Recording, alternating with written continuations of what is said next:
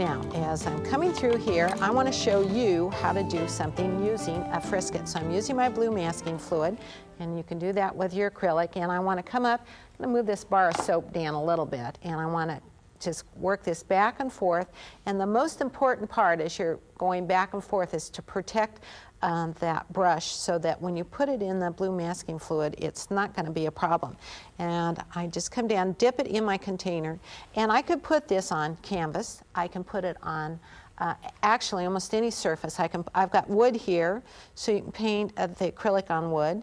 You can paint it on canvas. You can paint it on plastic. You can paint it on fabric, not the blue masking fluid, but the acrylic.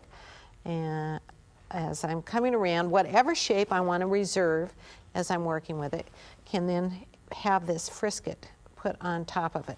And the blue masking fluid is got a tint to it, so it makes it easy for it to come in. And it's not necessarily how thick it is. I put it on probably a little bit thicker than what I needed to. And if you're using this Frisket, the important part to know is to rinse that brush off really good so that by putting soap on it, it will protect your brush.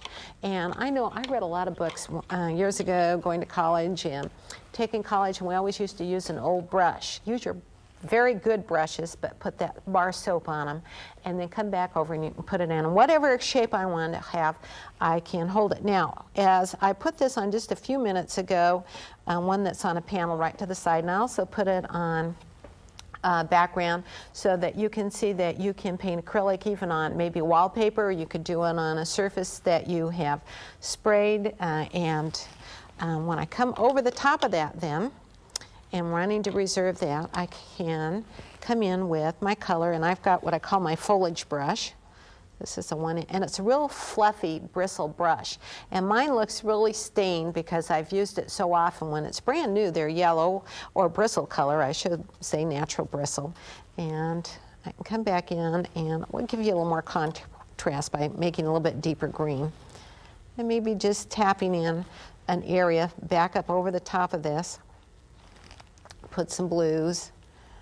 Going to have some flowers in here. Now, I can make it either transparent and or I can put it on a little bit heavier, go over an area and making it more opaque depending on how thick I want my paint to be. And this would be just like background foliage then that might be going on. And I can have this shape of my daisy petals underneath here. Same thing on whatever my surface is, you can paint over it.